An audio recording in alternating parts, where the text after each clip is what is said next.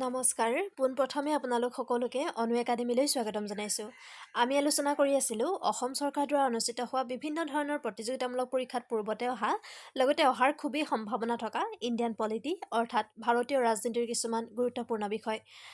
এইটো হৈছে ইয়াৰ পাৰ্ট 6। আপোনালোকে যদি ইয়াৰ আগৰ ভিডিঅ'কেইটা চোৱা নাই এবাৰ চাই ল'ব, যথেষ্ট উপকৃত হ'ব। গতিকে পলম নকৰি বলক আজিৰ মূল বিষয়লৈ আগবাঢ়োঁ। আজিৰ ভিডিঅ'টোৰ প্ৰথমটি প্ৰশ্ন, Supreme Court has declared right to privacy as a fundamental right under which article of Constitution of India? অৰ্থাৎ ভাৰতৰ সংবিধানৰ কোনটো অনুচ্ছেদৰ অধীনত গোপনীয়তাৰ অধিকাৰক মৌলিক অধিকাৰ হিচাপে উচ্চতম ন্যায়ালয়ে ঘোষণা কৰিছে? Option A article 18, option B article 19, option C article 20, option D article 21। আৰু ইয়াৰ শুদ্ধ উত্তৰটো হ'ব অপশ্যন ডি। 21 নং অনুচ্ছেদ আৰ্টিকল 21ত ৰাইট টু প্ৰাইভেচি অৰ্থাৎ গোপনীয়তাৰ অধিকাৰক মৌলিক অধিকাৰ হিচাপে ঘোষণা কৰা হৈছে আৰু এই মৌলিক অধিকাৰসমূহ সংবিধানৰ পাৰ্ট 3 তৃতীয় অধ্যায়ত অন্তৰ্ভুক্ত। পৰৱৰ্তী প্ৰশ্নলৈ আগবাঢ়িছোঁ। Which one of the following high courts has the territorial jurisdiction over Andaman and Nicobar Islands? তলৰ কোনখন উচ্চ ন্যায়ালয়ৰ আন্দামান আৰু নিকোবৰ দ্বীপপুঞ্জৰ ওপৰত টেৰিটৰিয়েল জুৰিছডিকশ্যন আছে?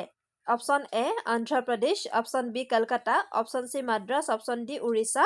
আৰু ইয়াৰ শুদ্ধ উত্তৰটো হ'ব অপশ্যন বি কলকাতা হাইকোৰ্ট, যিখন অল্ডেষ্ট হাইকোৰ্ট হয় ইণ্ডিয়াৰ ভাৰতৰ, আৰু সেইখনৰে আন্দামান আৰু নিকোবৰ দ্বীপপুঞ্জৰ ওপৰত টেৰিটৰিয়েল জুৰিছডিকশ্যন আছে। পৰৱৰ্তী প্ৰশ্নলৈ আগবাঢ়িছোঁ।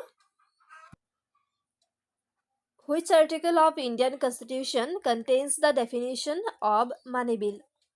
অৰ্থাৎ ভাৰতৰ সংবিধানৰ কোনটো অনুচ্ছেদত মানি বিলৰ সংজ্ঞা আছে?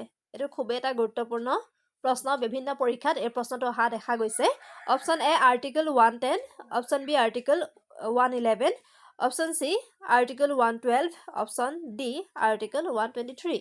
আৰু ইয়াৰ শুদ্ধ উত্তৰটো হ'ব অপশ্যন এ আৰ্টিকল 110 অৰ্থাৎ 110ত মানি বিলৰ সংজ্ঞা আছে সংবিধানৰ।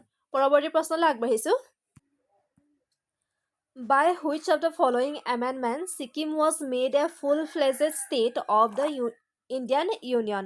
অৰ্থাৎ তলৰ কোনটো সংশোধনীৰ দ্বাৰা ছিকিমক ভাৰতৰ পূৰ্ণাংগ ৰাজ্য হিচাপে গঢ়ি তোলা হ'ল? Option A 30th, option B 32nd, option C 35, option D 36।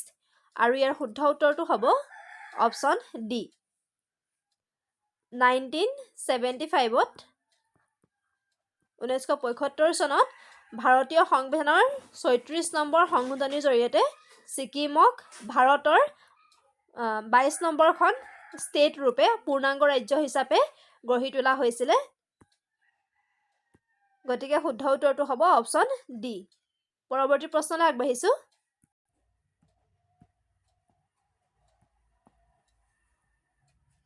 Which of the following languages are included in the 8th schedule of the Indian Constitution? অৰ্থাৎ তলৰ কোনটো ভাষা ভাৰতীয় সংবিধানৰ 8ম অনুসূচীত অন্তৰ্ভুক্ত? Option A Sindhi and English, option B English and Kashmiri, option C Kashmiri and Konkani, option D Sindhi and Kashmiri. আমি অপশ্যনসমূহ যদি চাওঁ, ইয়াত ইংলিছটো আছে, গতিকে ইংলিছ যিহেতু 8ম অনুসূচীত অন্তৰ্ভুক্ত নহয়, গতিকে এইটো অপশ্যন কাট খাবই। ইংলিছ ইয়াতো আছে, কাট খাব। কাশ্মীৰী কোনকানী দুইটা ভাষাই আছে, সিন্ধি এণ্ড কাশ্মীৰী। ইয়াত অপশ্যনসমূহ দুয়োটা খেলি মেলি হ'ল, সিন্ধিও আছে, কাশ্মীৰীও আছে, কোনকানীও আছে 8th schedule-ত। মই ইয়াত 8ম অনুসূচীত অন্তৰ্ভুক্ত 22টা ভাষা উল্লেখ কৰি দিব বিচাৰিছোঁ। ভাৰতীয় সংবিধানৰ 8ম অনুসূচীত অন্তৰ্ভুক্ত 22টা ভাষা আছে। সেই ভাষাকেইটা হৈছে আছামিজ, বেংগলী, গুজৰাটী, হিন্দী, কান্নাড়া, কাশ্মীৰী, কোনকানী, মালয়ালম, মণিপুৰী, মাৰাঠী, নেপালী, ওড়িয়া, পাঞ্জাবী, সংস্কৃত, সিন্ধি, তামিল, তেলুগু, উৰ্দু, বড়ো, সান্থালী, মেইথিলি আৰু ডোগৰী। এইখিনিতে অসমৰ দুটা ভাষা আছে, এটা হৈছে আছামিজ আৰু আনটো হৈছে বড়ো। এইটো কেতিয়াবা আহিব পাৰে। আজিৰ ভিডিঅ'টোৰ শেষৰটি প্ৰশ্ন, Which amendment made education a fundamental right for children in the age group of 6 to 14 years.